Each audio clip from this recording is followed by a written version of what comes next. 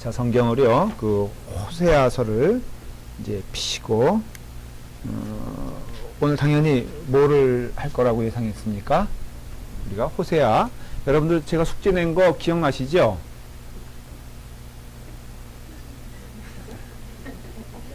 없었어요? 호세아서 읽으란 말 안 했어요? 야, 이 숫자가 1대 몇이니까는 이렇게 밀어붙일 때 분명히 얘기했던 것 같고 상식인데 그거는 자, 하긴 눈을 피해가면서 여러분들 그 성경 용어를 조금 이제 배워두시면은 성경은 세 군데로 나눠지거든요. 역사서와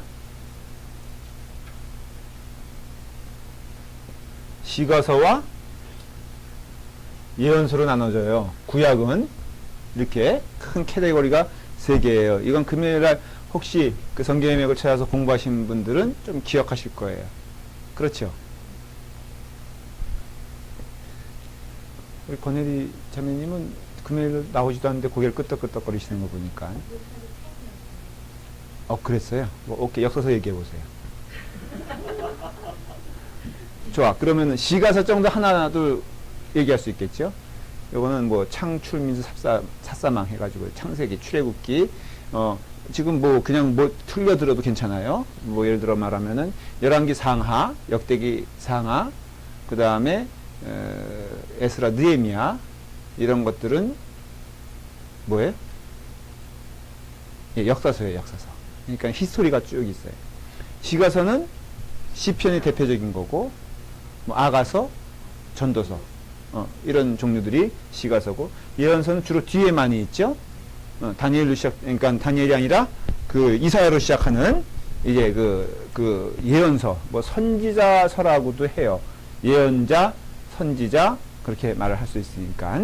그런 가운데 그 예언서는요, 이게 크게 편의상 두 개로 나눠져요. 그게 뭐냐면은 용어로 말하면 예언서, 소 예언서 이렇게 나눠지거든요. 그래서 좀 그렇게 구분을 해보면은 성경의 타이틀은 그렇게 나와 있지 않아요. 그냥 성경은 쭉 이게 성경 이렇게 이름대로 나와 있지. 이게 뭐 대예언서다, 소예언서다. 그거는 이제 어떻게 보면은 편의상 이렇게 묶어놓은 거예요. 대선지자서, 대예언서, 그 다음에 소예언서의 기준은 뭐라 그랬죠? 그 나누는 기준은 혹시 기억나세요? 내용의 분량으로 인해서 그렇게 되었다. 그래서 그 대선지서는 5개예요, 5개. 정확히 말하면, 그러니까 크게 말하면 4개인데, 그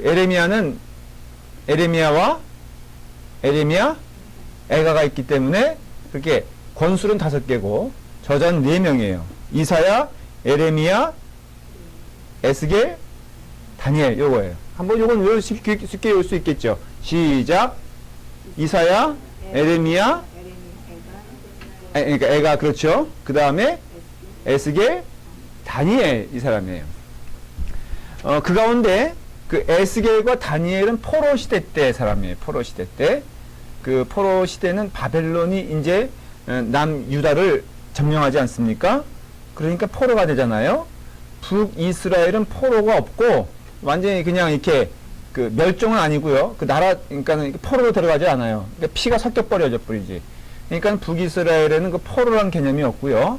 남유다는 포로란 개념이 있어요. 바벨론이 포로로 지배계층을 잡아갔으니까. 그랬을 때 에스겔과 다니엘이 그 포로에 속한 사람이에요. 그러니까 대선지자는 말한 대로 그 사람들이 일이 아주 그 역할이 위대했기 때문에 대자, 소자 붙은 게 아니라 그 시대인데 하나님이 쓰셨고 대단히 위대한 사람이에요. 특별히 하나님이 쓰셨는데 성경에는 저자의 반열에는 올라가지 못한 사람들도 있어요. 혹시 누군지 아시겠어요? 대표적인 사람이? 그 선지자로서는 굉장히 역할이 컸고 성경에서도 비중이 큰데 정작 성경의 저자의 이름에는 들어가 있지 않은 사람. 5초 기다렸다가 제가 대답을 할게요. 그 사람이 바로 엘리야예요. 엘리야 유명하죠? 여러분들 누구나 예수 믿는, 그러니까 교회 다니는 사람은 엘리야 하면은 모르는 사람이 없어요? 엘리야서 들어보셨어요? 그러니까는 이 사람은 위대한 선지자였음에도, 엘리사도 마찬가지죠. 위대한 선지자였음에도 불구하고 성경을 쓰질 않았어요. 그러니까 여기 소예언, 대선지자, 소선지자에 들어가지 않는다는 거죠. 그러니까는 이 대소의 차이는 결코 어떤 비중에 의해서 그런 게 아니라 성경의 분량에 의해서 그랬다. 그랬고, 그 가운데 대예언서는 말한 대로 이사야, 에레미야, 에스겔, 다니엘이고, 그리고 이제 소선지자 서리로 들어가면은 그 첫 번째 누가 있냐면은 호세아서가 있어요. 자, 한번 물어볼게요. 호세아가 먼저입니까? 다니엘이 먼저입니까? 저는 성경 순서를 물어보는 게 아니라 역사적인 연수를 물어보는 거예요. 호세아가 먼저입니까? 다니엘이 먼저입니까? 호세아가 먼저입니까? 네, 그런 것 정도는 좀 알고 있어야 되죠. 그래서 이제 그런 것도 제가 차근차근 가르쳐 드릴게요. 에스겔과 다니엘은 말씀드린 대로 나라가 쫄딱 망한 다음에 사람이에요. 그러니까는 그 사람들이 그 앞선 예언자들보다 앞설 수가 없죠. 그래서 호세아, 아모스, 이런 사람들은 다, 포로 전의 사람들이기 때문에 좀 구분을 하셔야 합니다. 그런 가운데 또 하나, 북이스라엘이 있고 남유다라는 나라가 있잖아요. 이걸 역사적으로 뭐 많이 설명할 시간은 오늘 없어요. 다만 한 나라로 있던 나라가 둘로 갈라진 거는 어느 때냐? 솔로몬 왕 시대 이후에요. 그래서 통일 왕국의 왕은 딱 세 사람뿐이 존재하지 않죠. 너무 쉽죠? 누굽니까? 초대 왕인 이스라엘 초대 왕 사울, 그 다음에 다윗, 그 다음에 솔로몬, 이 세 사람이에요. 그러니까는 한 나라로서의 왕은 이 세 사람은 존재하고 그 다음부터 나라가 갈라졌겠죠. 그렇죠? 그 갈라진 왕의 역사를 남쪽은 유다라 그러고 이름을, 북쪽을 이스라엘 이름을 땄어요. 그래서 흔히 뭐라고 말하냐면 통일 이스라엘과 구분시키기 위해서 북이스라엘 그렇게 말을 해요. 그러니까는 이스라엘 이런 말을 쓰면은 통일 왕국의 이스라엘을 말하는 거고요.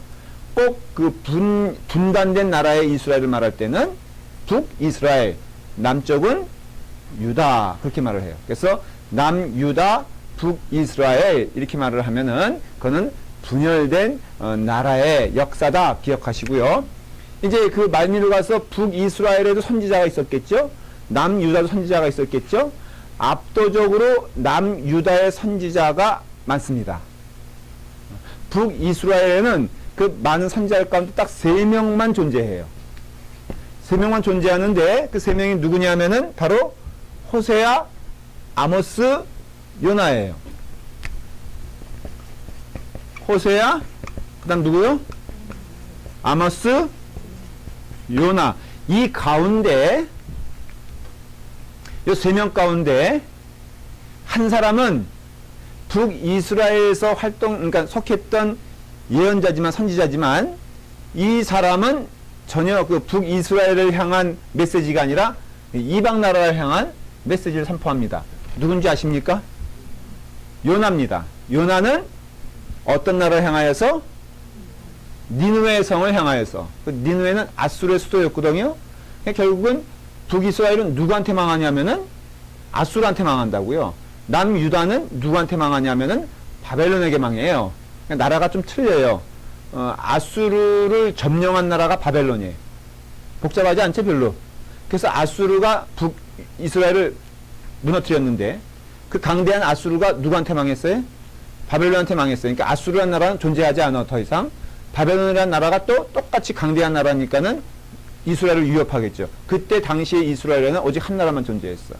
뭐예요? 남유다예요. 그러니까 북이스라엘은 아수르에게 망하고 남유다는 누구한테? 바벨론에게 망하고. 근데 그 바벨론에서 그러니까 포로가 됐잖아요. 남유다가. 그 포로가 해방돼서 돌아왔다 그랬잖아요. 그 포로가 해방됐을 때 그 나라는 또 무슨 나라일까? 예?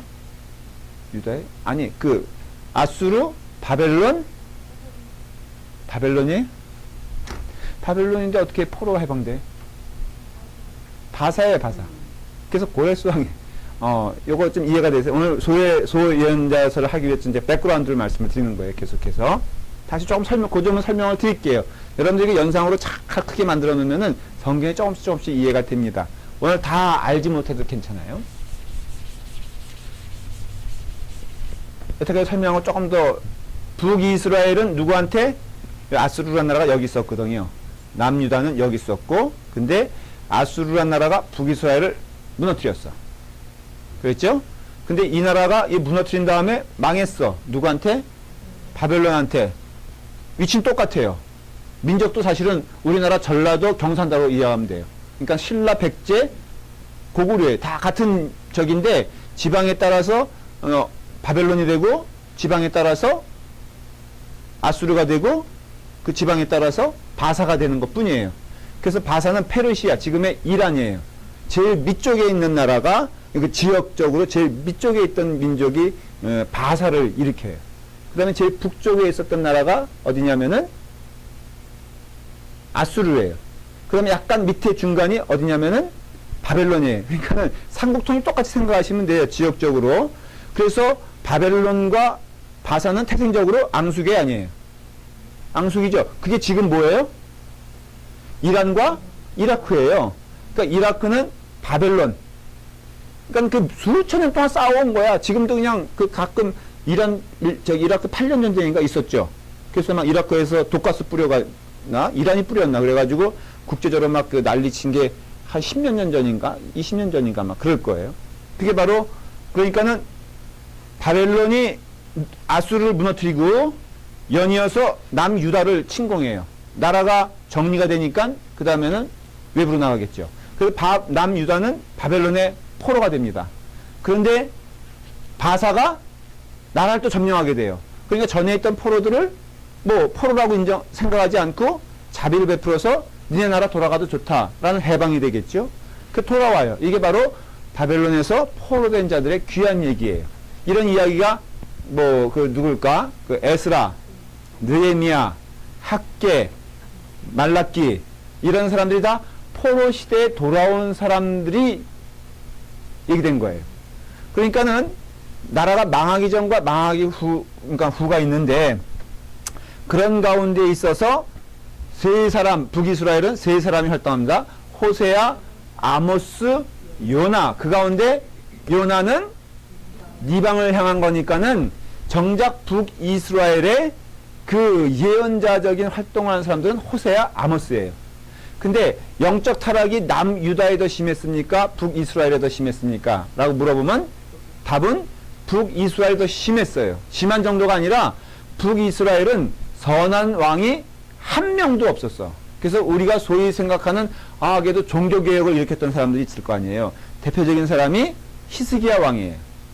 그 다음에 요아스 왕, 요시야 이런 사람들 있잖아요. 이런 사람들 다 어느 왕 출신이에요? 남유다 출신이에요. 그리고 남유다가 그런 것은 그 다윗의 뿌리, 다윗의 전통이 남유다로 흘러갑니까? 북이스라엘로 흘러갑니까? 남유다로 흘러가요. 그래서 다윗, 솔로몬, 그 다음에 그 아들인 르호보암은 남유다로 흘러가는 거예요. 그 다음에 북이스라엘은 반란 국가예요. 일종의 상대적으로 남유다에 비하면 전체 이스라엘 나라에서 북이스라엘이 반란을 일으킨 거예요. 그래서 반란 국가가 됐는데 그 수장이 누구냐면 여로보암이라는 사람이에요. 여로보암은 그 솔로몬 밑에서 일했던 사람입니다. 뭐 나라 역사가 다 그렇잖아요. 그래서 북이스라엘은 그 정통성이 없기 때문에 그 정통성을 확보하기 위해서 우상숭배를 많이 합니다. 왜냐하면은 생각하기에 여호와 하나님이 남유다를 축복하시잖아요. 그 다음에 그 예루살렘이란 성전 자체가 남유다에 속했거든요. 그러니 모든 그 영적 근거와 그 뿌리가 어디에 있습니까? 남유다에 있잖아요. 근데 북이스라엘의 나라 입장에서는 북이스라엘 사람들이 지금은 나라가 두 동강이 났지만은 바로 전만 하더라도 한 나라였고 예루살렘 성전에서 예배드렸고 제사드렸는데 그러다 보니까는 북이스라엘에서는 근거가 없는 거라 정통성이 없는 거예요. 그렇기 때문에 여로보암 시대 때부터 한 작업이 뭐냐면은 자기들 나름대로 성전을 만들어 놓고 여기에 하나님이 계시다. 이제 그렇게 주장을 하기 시작했어요. 그런데 그렇게 주장을 하지만은 잘 안 되잖아요. 그러니까 결국은 눈에 보이는 것으로서 사람들이 현혹시키고, 이게 참 우상이라는 거 있잖아요. 여러분, 눈에 보이는 게 더 좋습니까? 눈에 안 보이는 게 좋습니까? 상식적인 얘기 질문할게요. 신앙은 눈에 보이는 걸 추구합니까? 눈에 안 보이는 걸 추구합니까? 진짜 그래요? 근데 우리는 눈에 보이는 거에 마음이 갑니까? 눈에 보이지 않는 거에 마음이 갑니까? 이게 무슨 얘기예요, 지금? 다시 물어볼게요. 오늘날에도 똑같습니다. 역사는 반복되어지고요. 이것 통해, 성경을 통해서 우리는 배워야 돼요. 왜냐하면 똑같이 나타나기 때문에. 자, 물어볼게요. 참신앙은 눈에 보이는 것을 통해서 나타납니까? 아니면 안 보이는 걸 통해서 나타납니까? 안 보이는 거. 왜 눈에 보이는 것도 신앙에 있어 도움이 되지 않아요? 안 그런가? 조금? 여러분, 그래도 목사님이 비주얼리 잘생기게 해줬습니까? 못생기게 해줬습니까? I don't care? 그러면 제가 논리적으로 여러분들 공박할 수 있어요. 지금부터 한번 여러분들 제가 한번 저기 해볼까요? 그러면 주일날 안 보이는 거 뭐 보이는 거 상관없다는데 왜 이렇게 갖고 와? 안 갖고 와요? 근데 그것도 죄 아닌가? 무슨 용기로 이렇게 그래서 한국의 농담으로 맨 얼굴로 다니는 것은 걸어 다니는 흉기다 뭐 이렇게 얘기하는 사람도 있어요. 자, 그러니까는 이게 참 이상한 거라 우리도요, 신앙이 쇠퇴하기 시작하면 보이는 것에 집착하기 시작해. 신앙에 자신감이 없잖아요. 그러면 이렇게 예를 들어 종교 지도자 입장에서 보면은 불안한 거야.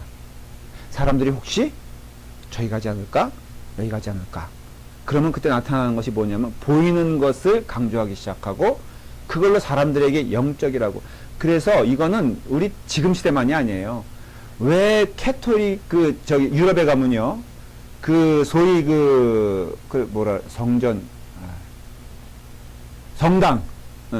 성당의 탑이 왜 이렇게 높은지 알아요?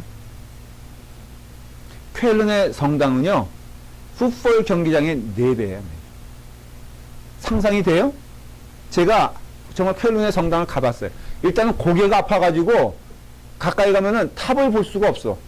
내가 아무리 90도 각도 꺾어도요, 정말로 하늘을 찌르는 것 같아. 공통적인 현상이에요. 들어가 보면은 온 쾰른 시내에 그 당시에 시민들이 다 모여도 남았어. 과장된 게 아니야.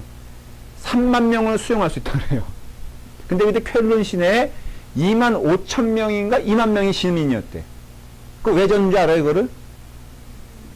눈에 보이는 거. 누구와의 싸움. 이게 참 역사적으로 보면 재밌는데, 그 당시 교황의 가장 큰 상대는 누구냐면 왕이었어요, 왕들.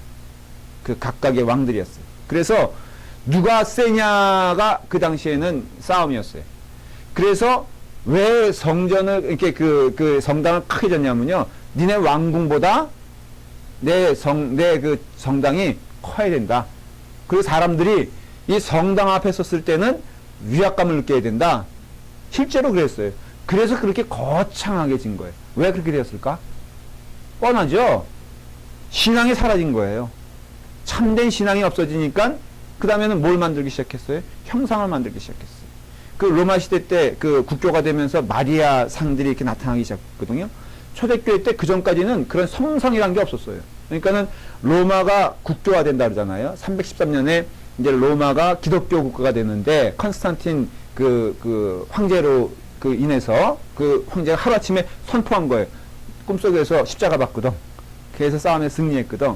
그래서 나는 이제 내가 황제가 됐으니 이제부터 이 나라의 국교는 그 당시에 로마 제국이 섬겼던 소위 미신, 우상이 몇 개냐면은 23만 개인가 그래요.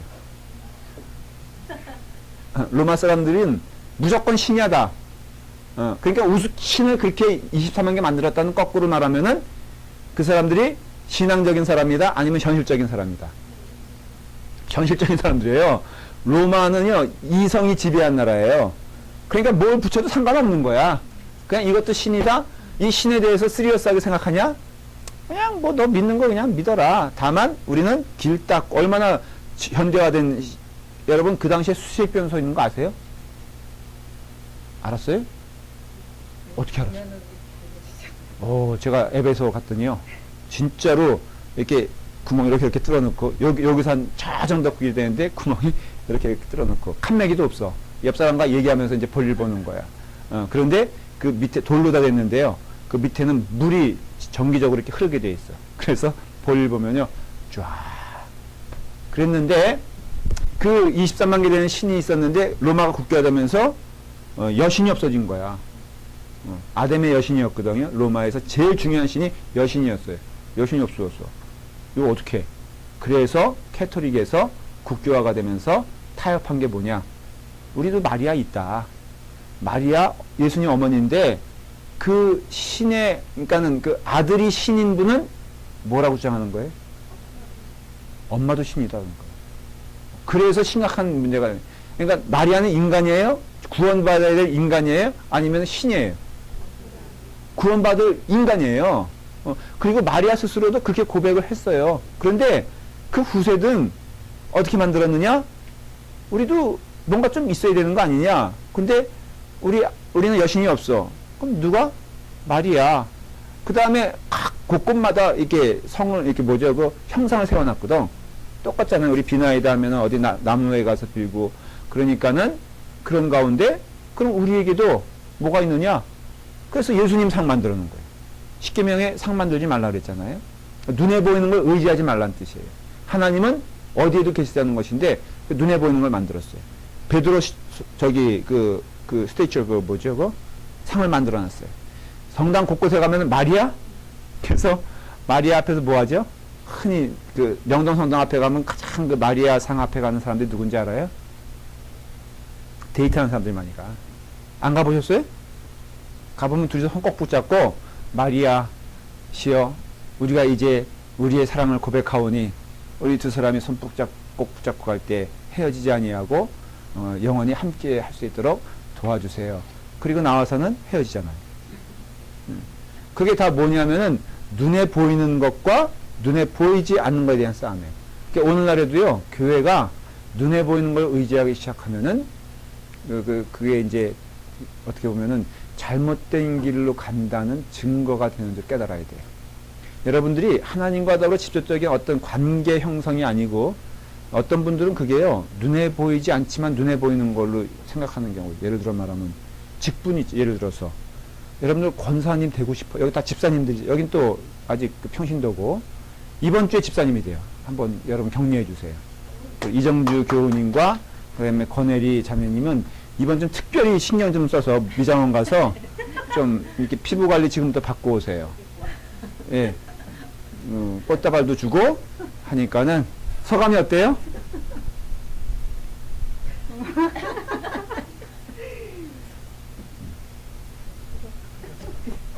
권혜리 자매님은 그동안 김봉선 집사님만 집사님이라 불러가지고 속상했죠? 내가 보기에는, 자기가 보기에는 별로 자기하고 차이도 없고 별반 다른 거 없는데, 그래서 집사님이 꼭 되겠다고 마음가운데 굳세게 결심했죠? 그러니까 또 이제 집사님은, 뭐 저분도 집사님 됐는데 내 급이 좀 올라가야 되는 거 아닌가. 그래서 김봉선 집사님이 권혜리 집사님을 눌렀던 것 같으니까 평신도와 집사 사이였는데 급이 같아지니까는 목사님 저 권사 돼야 되겠어요. 왜요? 권혜리 집사 보기 창피해서 누구나 다 집사가 되는데 저는 이제 권사가 되지 않 그렇게 얘기할 거 아니에요. 네. 이게 바로 눈에 보이는 형상이에요. 우리는 못 느끼지만. 그 다음에 뭐 나는 뭐 이러면서 뭔가 직책이 있어야지 일을 하는 게 아니 직책 없이 일할 수는 없는 거예요. 나는 그것도 궁금해. 그렇죠? 그러니까는 이게 다 뭐냐면은 영적 싸움의 현장이에요. 그래서 북이스라엘이 형상을 무지무지 많이 세웠어요. 그리고 그것이 마치 하나님인 양 말하기 시작했어요. 말씀에 사라지기 시작했어요. 그렇죠? 참된 영성에 사라지기 시작했어요. 제사의식은 있었어 없었어요? 있었죠. 명칭은 여호와 하나님 있었을까 없었을까? 있었죠. 그러니까 우리가 현혹되는 거예요. 형식도 있죠. 그 다음에 제사장의 제복들은 어떻게 됐을까? 사라졌을까? 더 화려해졌을까? 화려해졌어요. 여러분 믿음이 식을수록요 이런 현상들이 나타난다니까. 의복은 제사장들의 의복은 화려해지고 예배의 순서는 멋있어 보이고 드려지는 제물은 더 화려해지고 드려지는 장소의 건물은 더 멋있었어요. 봐봐, 하나님께서 다 예스하고 있잖아요. 근데 말한 대로 교회도 마찬가지라고 했잖아요. 캐토릭도 보십시오. 신부들의 옷이 너무 화려하고 교황은 웬 관이라고 썼는데 저 천장까지 뚫고 올라가잖아요. 집행이도 무슨 집행이면 집행이지 금집행이가 또 어딨어. 이게 다 뭐냐면요. 이렇게 눈에 보이는 것이 화려해지면은 우리 마음은 어때요? 문제가 됩니다. 그래서 호세아 아모스는요, 신랄하게 그 믿음의 순수성에 대해서 강조를 해요. 특별히 이게 남쪽 유다, 그 남유다 예언자들보다, 선지자들보다 이 북쪽 그 선지자들은 그 신랄함이 더 강해요. 그리고 그냥 죽는 마음으로, 순교하는 마음으로 메시지 전하는 거지. 회개합니까? 안 합니까? 회개 안 하니까 그 마음 가운데 고통은 더 심한 거예요. 그러나 외쳐야 돼, 안 외쳐야 돼? 외쳐야 돼. 그게 바로 이 예언자들의 어떤 특징이에요. 그런 가운데 오늘은 이제 그 예언서 가운데 누구의 것을 할 거예요? 호세아서를 할 거예요. 여태까지 서론이었어요. 조금 정리가 되셨죠? 자, 호세아서는 다니엘서의 큰 주제를 저는 뭐라고 얘기하냐면 살아남음이라고 얘기를 해요. 다니엘서는 반드시 하나님께서 하나님의 백성들을 살려두시고 남게 하신다라는 거예요. 그런데 이 호세아서의 큰 주제는 사랑이에요. 사랑. 누구의 사랑이에요? 사랑, 하나님의 사랑이에요. 그 사랑에 대해서 말할 때요, 참 사랑이 그 무엇이냐 라고 말하는 것이 참 어렵습니다. 그 옛날 속담에요, 이런 말이 있어요. 사랑이란 눈이 머는 것이고 결혼이란 눈을 뜨는 것이다, 그렇게 말해요. 가만 보니까 이해가 되지 않습니까? 사랑할 때는 눈이 멀어요, 떠져요. 근데 신혼여행에 갔어. 그래서 하룻밤 자고 아침에 딱 눈을 떠보니까는 무엇이 다가온 거예요? 현실이 다가온 거예요. 왜냐하면 자기 부인의 그 쌩얼굴을 처음 보거든. 그렇잖아요. 데이트할 때 뭐 쌩얼굴 볼 기회가 있어? 그러니까 꾸며가고 이쁜 옷 입고 가는데 그건 줄 알았잖아. 눈이 멀었잖아요. 그랬는데 딱 그러니까 결혼식 끝나고선 아침에 딱 일어나 보니까는 웬 딴 여자가 누워 있는 거야. 그러면 누구세요? 이렇게 되는 거 아니에요? 그래서 인생의 불행은 시작되는 거예요. 그래서 우스갯소리로요, 남자는 결혼한 다음 날부터 다른 여자에게 눈이 돌아간다는 거예요. 근데 권혜리 자매님 그 남편은 안 그렇잖아. 보니까 얼마나 오매불망, 참 교회 오는 것도요, 뭐 제가 보기에 하나님 사랑한 마음도 있어, 분명히. 그렇지만은 우리 권혜리 우리 자매님이 교회 안 가면 난 못 산다라고 그러니까는 아마 그런 면도 사랑이죠. 그것도 칭찬받을 일입니다. 그런데 사실은 사랑이란 눈이 머는 것이고 결혼이란 눈을 뜨는 것이냐, 어떤 사람은 또 거꾸로 그래서 이렇게 말을 해요. 사랑은 눈을 떠야 되고 결혼은 눈을 감아야 된다. 이것도 생각해 보니까 멋있는 말이에요. 그렇죠? 사랑할 때 똑바로 잘 고르라 이거예요. 정신 차려서 그냥 괜히 뭐 눈 멀어서 나중에 여자들이 제일 많이 하는 말이 결혼한 다음에 이런 말이라 그래요. 남자들이 제일 듣기 싫어하는 말 첫 번째가 무엇인가 하고 뽑아봤더니 당신 만나 내 인생이 이렇게 망가졌다는 거예요. 네. 남자들이 화가 나니까 내 인생은 더 망가졌어, 당신 때문에. 근데 사랑할 땐 눈을 똑바로 뜨고 청년들에게 주는 말이에요. 잘 골라야 되고 결혼한 다음에는 눈이 먼 게 편해. 그냥 안 보여야 되고 그냥 받아줘야 되고 그냥 그러려니 해야지. 그래서 이 광고 제가 하나 보니까는 그 남자가 이렇게 양말을 막 이게 아무데나 벗어주는 거예요. 요 근래 나오는 광고 혹시 보셨어요? 근데 여자가 너무너무 그것을 신경질 내고 싫어하는 거예요. 그러니까 이제 노이로제 걸려가지고요. 들어오면은 그 양발 벗어가지고 거기 집어넣는 거를 사명으로 하는 그런 광고 제가 보면서 참 우리 같다. 그러니까 맨날 싸우잖아요. 결혼이란 무엇이냐, 사랑이란 무엇이냐를 호세아서를 보면은 우리는 알 수 있다, 모른다. 알 수 있다라는 것이에요. 한마디로 호세아서에서 말하고자 하는 것은 하나님은 사랑이시다라는 것이에요. 하나님은 사랑이시다라는 것은 신약 성경에서 어디서 강조하는 줄 알아요? 하나님은 사랑이시니. 요한복음에 고린도서 요한일서 보면요, 하나님은 사랑이시다라고 말해요. 그러니까는 이 호세아서와 그다음에 요한일서의 주제는 비슷해.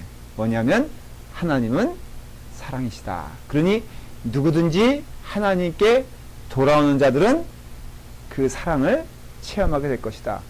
호세아가 이 정도로 호소합니다. 북이스라엘은 어디로 갔다 그랬죠? 우상으로 갔다? 하나님께로 갔다? 우상으로 갔죠? 사람들 눈에 보기에는 포기해야 될 단계잖아요. 하나님은 포기하지 아니하시는 그 은혜를 우리에게 보여주신다라는 거예요.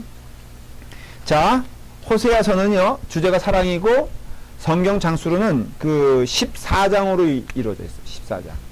그러니까 소선지자서 가운데에는 제일 길어요. 소선지자 가운데 제일 짧은 장은요, 한 장이에요. 한 장. 한 장. 근데 한 장인데 이 호세아서는 스가랴서와 함께 제일 길어요. 스가랴서도 14장으로 이루어졌어요. 그러니까는 분량적으로 보면은 그렇게 긴 것은 아니에요. 그리고 호세아서만 하더라도 예언서 가운데 초창기에 쓰여졌어요. 언제냐면 주전 BC 한 8세기 경에 돼요. 아, 그러니까는 예언서는 주로 언제부터 쓰여지기 시작했다? 주전? 아까 말했잖아요.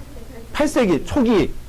그 초기 가운데 있었던 성경이 예를 들어 말하면은 호세아서, 아모스서, 미가서. 이건 여러분들이 뭐 그냥 흘려 들어가 기억 못해도 좋습니다.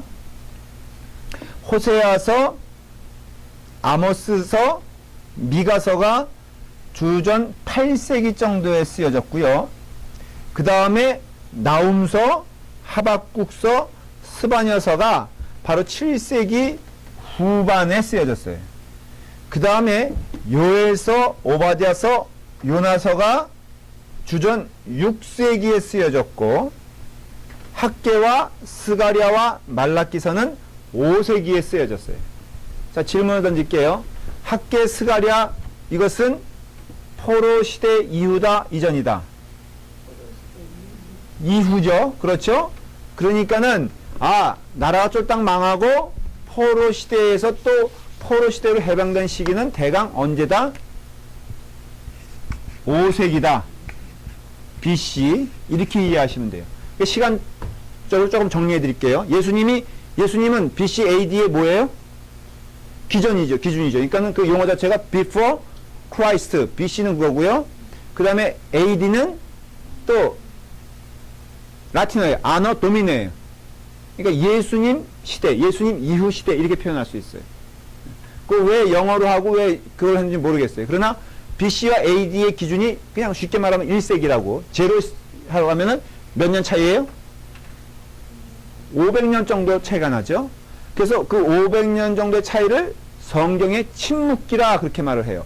그 중간에는 성경이 안 쓰여져 있어요. 그래서 그를 신구약 중간 세대라 하기도 하고, 그건 금요 성역 공부 때는 여러분들이 나오신 분들은 다 배우셨을 거예요. 신구약 중간 시대에는 성경이 없죠, 당연히. 그리고 그 당시에는 결국은 쭉 내려오면은 헬라 시대, 그 그리스, 그 알렉산더가 나라를 점령을 하고, 그 다음에는 로마 시대로 바뀌어지잖아요. 그 와중에 있던 때가 예수님 시대예요. 그러니까 로마 시대 초창기 시대가 바로 예수님 시대죠. 그 전에는 그리스가 있었고, 그 전에는 당연히 누가 있었어요? 페르시아가 있었고. 그래서 여러분들 그 페르시아하고 바사하고 그 그리스하고 싸운 얘기는 잘 아시죠? 뭐 다리오 왕이라든가 이런 어떤, 그래서 그 시기가 한 400~500년 정도 되고요. 성경이 없는 시기가. 요때 말한 대로 한 번 6세기, 7세기, 8세기 뭐라고요? 호세아가 어느 시대 때라고요? 8세기예요. 이런저런 말하면 초창기다 아니다? 초창기예요. 그렇죠?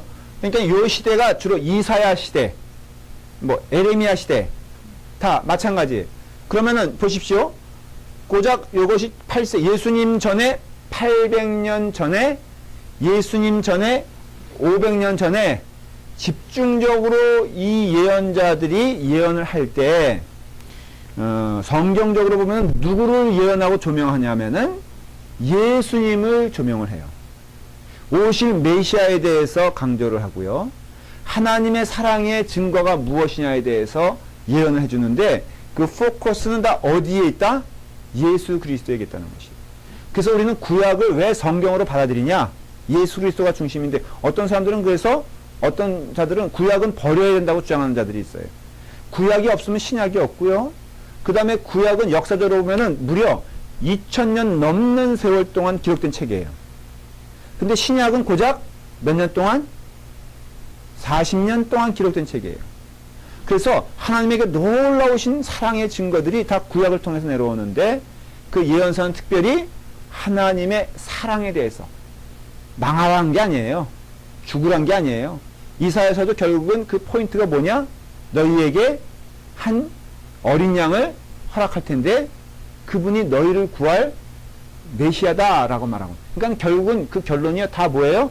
하나님은 너희를 사랑하셔서 너희는 그분을 믿고 그분 가운데 나가야지만이 구원을 누릴 수 있다라는 메시지가 예언서인데 호세아서는 특별히 하나님은 너희를 멸망시키는 자도 아니고 너희를 미워하는 자도 아니고 너희를 망하게 하려고 하는 자가 아니라 하나님은 너희를 사랑하시기 때문에 너희를 살리고 너희가 은혜 가운데 거해야 된다. 그럼 인간은 뭐 해야 되겠어요? 하나님이 사랑이라고 했을 때 회개하여 주님께 돌아가야 되죠. 호세아서가 그 얘기를 하나님은 사랑이시다. 인간은 뭘 해야 되느냐? 회개해라. 그게 호세아 6장에 나오는 포인트예요. 하나님은 우리의 상처를 어떻게 할 것이다? 싸매 주실 것이고 낫게 하실 것이다 라고 말하잖아요. 그래서 호세아는 하나님은 사랑이시다. 인간은 어떻게 해야 되느냐? 거기에 회개해야 된다. 그 위하여 하나님께로 돌아가야 된다. 그것만이 하나님 앞에 우리가 살 길이다 라고 말하는 것이에요. 거기에는 형식도 거기에는 눈에 보이는 것도 그게 아니라 지금 호세아서는 뭐라고 역사적으로 초기라 그랬죠. 일단 북이스라엘이 한창 뭐 할 때예요? 우상숭배에 열을 올릴 때라고요. 그러니까 그 망해져 가는 그것을 보면서 하나님은 사랑이시니 너희가 지금 잘못된 길을 가고 있다. 그런데 하나님은 너희를 버리지 아니하시고 너희를 사랑하시고 부르신다. 너희는 그래서 우상숭배하는 것, 그 회개하라는 뜻은요. 나중에 결과적으로 눈에 보이는 건 우상숭배예요. 그러니까 우상숭배에서 하나님께로 돌아와라 하는 것이고 근본적인 의미에서는 너희의 죄에서 회개하여 하나님께로 돌아오라 하는 얘기예요. 그래서 주제가 사랑이 있고 회개가 있고 회복이 있는 거예요. 굳이 세 단어로 고르라면 뭐라고요? 사랑, 회개, 회복이에요. 다 이해가 되셨죠? 네. 자, 그러면 이제 그런 것을 기억하시고 호세아서를 조금 더 이렇게 다루어 보겠어요. 보면은 성경에서 그 1장부터 3장까지는 이상하게 호세아의 개인적인 얘기를 조금 합니다. 근데 이제 가정사를 얘기하거든요. 호세아에겐 아내가 있어요. 그 이름이 뭐예요? 고멜이에요, 고멜. 근데 고멜이 굉장히 재밌는 여자예요. 어떤 여자예요? 예? 참, 이 고민스럽죠? 누가 중심을 썼어요? 하나님이 쓰셨어요. 근데 이 사람은 어떤 여자라고 그랬어요? 아까 조금 전에 말씀드렸죠? 바람난 여자예요. 근데 이 여자가 바람난 여자라고 했을 때 역사적으로 살펴보니까 이 여자의 직업이 뭐였냐면은 성전에 수종드는 여인이었어요. 그 당시에 성전에 수종드는 여인이라는 것은 일종의 창녀를 의미하는 거예요. 왜냐면은 사람들이 제사를 드린 다음에 그 제의식을 한 다음에는 반드시 그 신과의 결합을 통해서 하나가 된다고 믿었어요.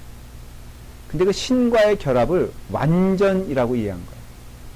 여러분, 조금 이것은 이게 나사가 있잖아요. 나사가 있으면은 이게 스크루가 있으면은 암수가 있다 그러잖아요. 그래서 암나사가 있으면 순나사가 있죠. 이렇게 결합을 할 때. 그래서 이것이 완전히 결합되어야지만이 딱 하나가 되잖아요.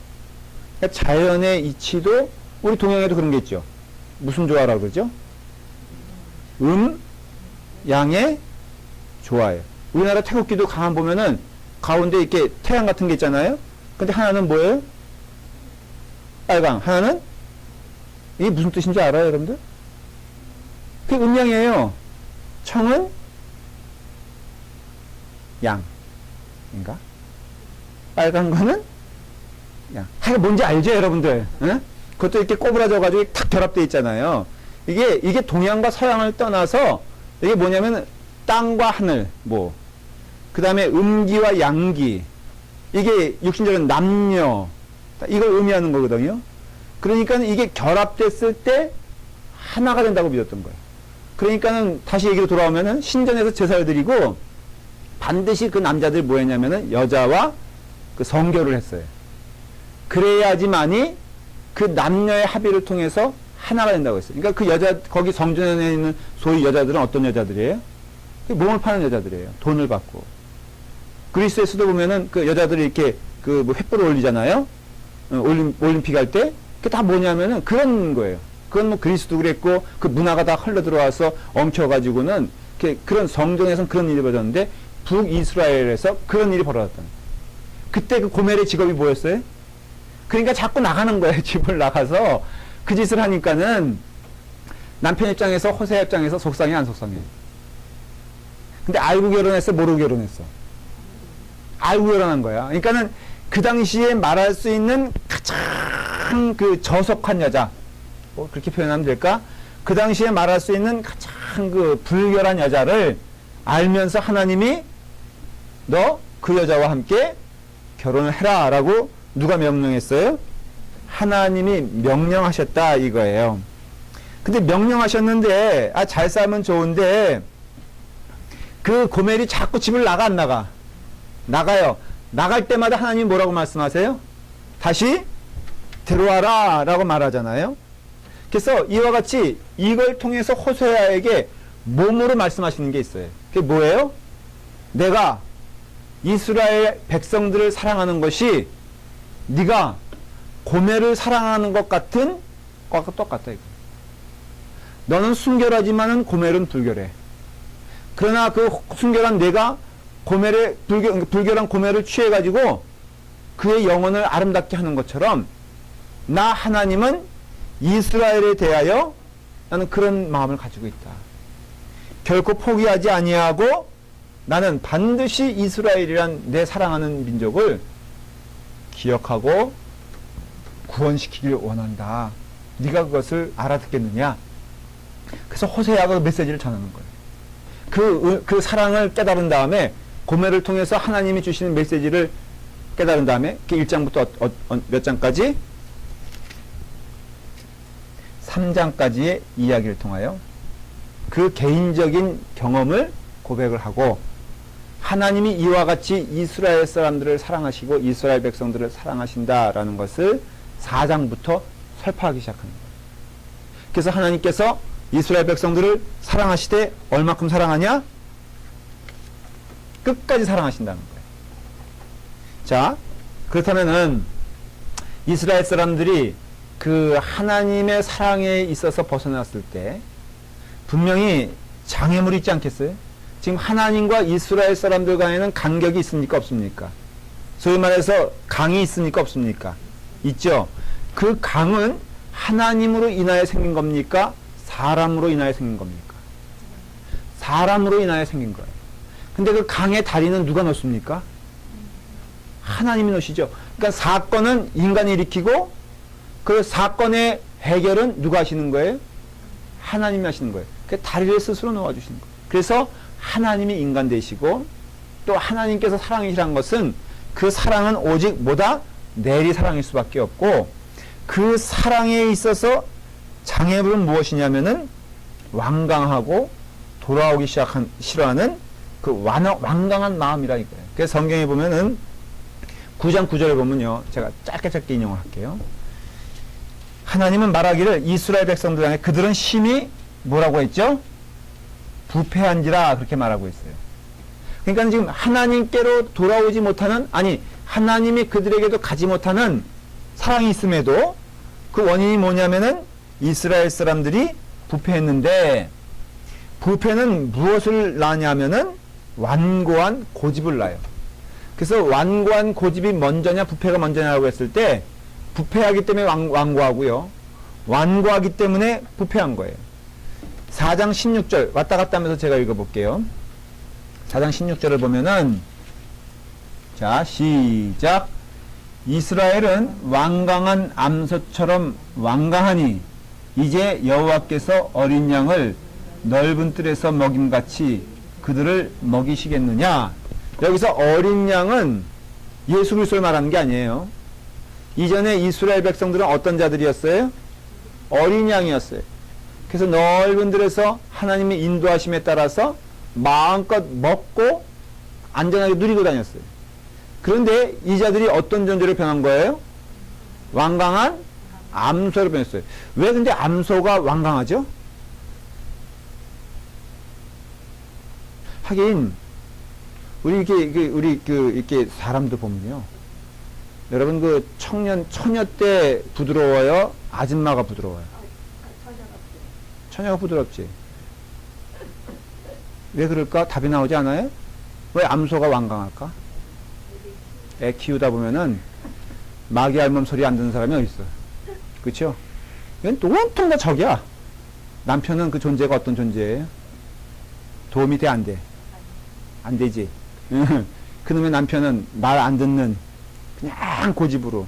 그래서 조금 내버려두면 어떤 사고 칠지 모르고, 그래서 수습하느라고 고생하다 보면은 완전 여자가 화딱지로 변하잖아요. 그 애들이 좀 도와주면 되는데, 높고 높은 하늘이라 말들 하지만 1년에 한 번 딱 그 카네이션 하나 달아주고 나서는 그 다음엔 계속, 그러니까는 암소가 완강해진다. 저야 해석이에요. 애 낳다 보면은 이렇게 그 완강해지지 않을까. 자, 이와 같이 그냥 계속해서 11장 5절에는요, 그들은 내게 돌아오기를 싫어한다라고 하나님이 한탄을 하세요. 참, 하나님의 한탄 한번 들어보실래요? 11장 5절에 보면은, 5절에 보니까 시작. 그들은 애굽 땅으로 되돌아가지 못하겠거늘 내게 돌아오기를 싫어하니 아수르 사람이 그 임금이 될 것이라 예언을 하잖아요. 니네 이렇게 가다가는 어떻게 한다? 망한다. 여러분 예언서에 보면요, 하나 재밌는 현상이 있는데, 예언을 하는데 다 한결같은 예언이 뭐냐면 니네 망한다는 거거든요. 근데 그것을 듣습니까 안 듣습니까?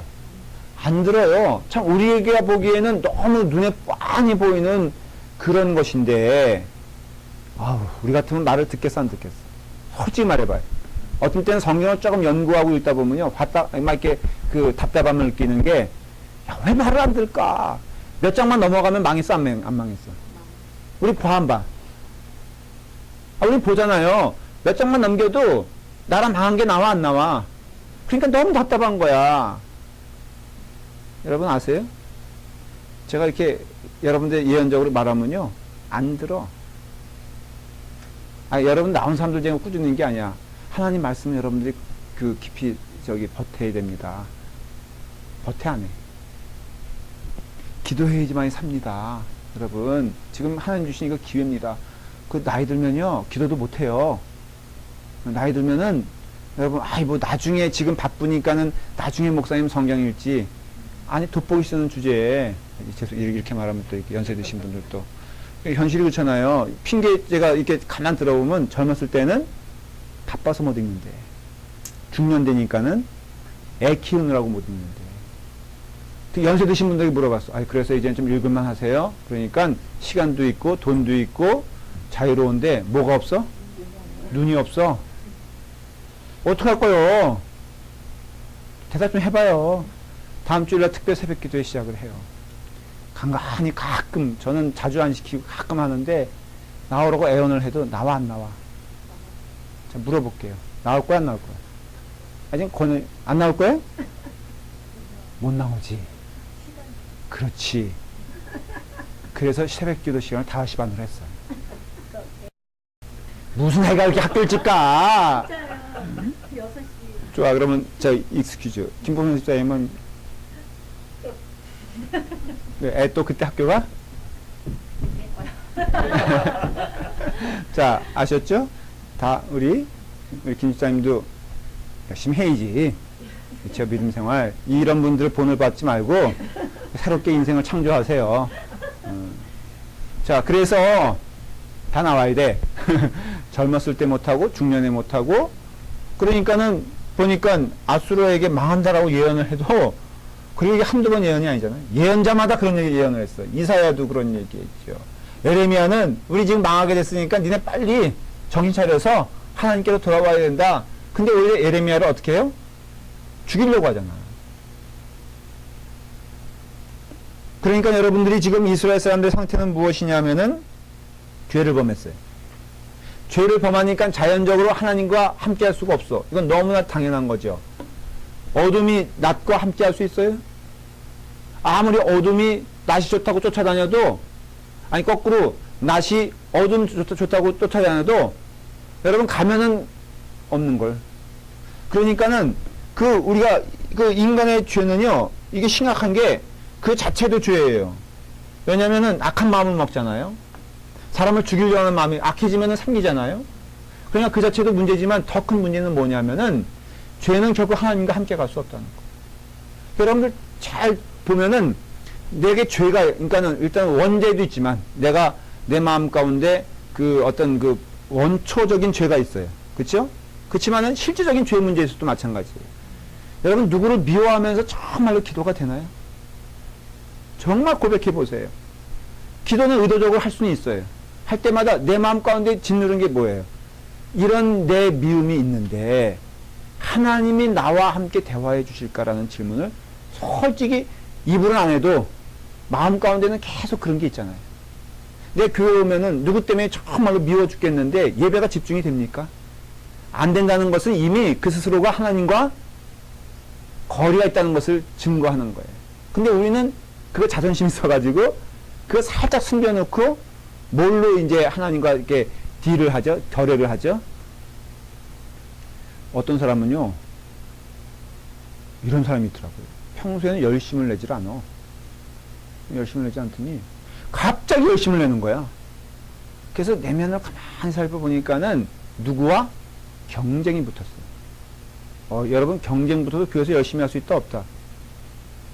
있어요. 제가 가끔 이렇게 이 주일날 일베 끝나고 가다 보면 부엌에서 열심히 이제 하는 분들이 있더라고요. 공교롭게도 내 눈에 유진실 집사님이 몇 번 띄었어. 그래서 제가 그냥 유진실 집사님 참 열심히 하신다. 그리고 또 내가 공덕상에서 성역 공부하다가 그런 얘기 했나봐. 유진실 집사님이 참 보니까 봉사 열심히 한다. 근데 갑자기 김봉선 집사님이 자꾸 부엌에 뛰는 거야. 그래서 내가 이상하게 생각하고 있어, 지금. 그 열심의 발로가 혹시 그거 아닐까? 이럴 수 있다는 거예요, 사람이. 그러니까 하나님께 대한 어떤 진실한 마음, 농담이었어요, 조금 전에. 그러니까는 우리가 하나님께 우리가 깨끗하지 않으면요, 기도해도 소용없어요. 하나님과 더불어 순수한 마음이 없으면은 우리가 애를 써도 안 되는 거예요. 그러니까 죄가 무서운 건 사랑의 장애물은 뭐냐면 죄거든요. 그러니까 죄인데 이게 누굴 때리는 것도 나쁜 거지만 왜 그게 무서운 거냐면은 죄는 사랑을 만날 수가 없어요. 죄를 짓고자 하는 의도와 죄를 짓는 생활을 하고 있는 이상은 그 사랑의 하나님은 죽었다 깨나도 예배를 어떻게 화려하게 준비를 해도 어떻게 우리가 헌신을 해도 그 마음 가운데 숨겨진 죄와 분노와 어떤 세상적인 마음이 있는 이상은 하나님을 만날 수가 없어요. 그래서 호세아서에서 가장 강조하는 게 뭐냐면 마음이에요, 마음. 6장 한번 읽어보세요. 뭐로 드리라고 그러죠? 여기 보면은 호세아서 6장 보면요, 그 포인트가 뭔지 우리가 알잖아요. 아주 6절에 분명히 나와 있어요. 시작. 나는 인애를 원하고 제사를 원하지 아니하며 번제보다 하나님을 아는 것을 원하노라. 현대시로 해석하면 그런 뜻 아니에요? 하나님은 마음을 원하시는데 나는 죽어도 마음을 드리고 싶지 않은 거야. 드릴 수도 없어. 마음의 원망함과 원통함과 미움이 가득 찼는데 이걸로 하나님 만날 수 없다는 것을 누가 제일 먼저 알아요? 자기 자신이 알거든. 그러니까 그 다음에 뭘로 드려지는 거예요? 제가 잠깐 이런 얘기를 이렇게 굉장히 많이 강조를 하는 이유가 너무 오늘날에도 이런 것이 만연됐기 때문에. 아주 어떤 때는 마음이 너무 무거워져. 여기서 드려지는 헌신과 봉사와 예배가 진정한 하나님께 드리는 마음이 아니라면요, 그거 화려할수록 더 죄된 거예요. 내가 드려지는 그 헌신이 미움이 가득 찬 거라면은 이거 아닌 거예요. 그래서 지금 이렇게 하나님께서 사랑을 주시는데 거기에 다가가지 못하는 것은 무엇 때문이다? 우리의 죄 때문이다 라는 걸 기억하면서 이제 말씀을 마치려고 해요. 호세아서를 계속 공부하는데 다음 주까지 숙제를 내드리면 보겠습니다. 다음 주는 정말 우리 특별 새벽 기도회 하는데 이럴 땐 꼭 물어보죠. 새벽 기도 계속 그러니까 성역 공부 해야 되나요? 줘야 되나요? 표정들이 없어요. 네? 이제 물어보잖아요. 답을 해줘야지. 네? 이런 학생이 할렐루야. 그러니까는 이 분발하셔요. 현직 집사님들. 응? 권혜리 우리 예배 집사님은 어떻게 하는 걸로? 김홍선 집사님은 당연히 하고 뭐 하고 자 그렇게 하시고요. 오늘 뭐 못 오신 분들은 다 연락이 왔어요. 이런 이유 때문에 못 오신다고 격려해 주시고 열심히 우리 잘해서 예언서 잘 띄어서 여러분들에게 충만한 은혜가 있기를 바랍니다. 기도하겠습니다. 아버지 하나님, 주님의 은혜의 말씀에 감사합니다. 호세아서를 통하여 하나님께서 주시는 은혜의 말씀을 체험하게 하시고 하나님은 사랑이시여 우리를 부르시니 우리가 회개함으로 주님께 나아갈 수 있도록 인도하여 주시옵시고 눈에 보이는 것을 의지하지 아니하고 우리의 마음을 들여 하나님께 영광을 돌리는 주님의 자녀들 될 수 있도록 축복하여 주시옵소서. 예수님의 이름으로 기도 드리옵나이다. 아멘.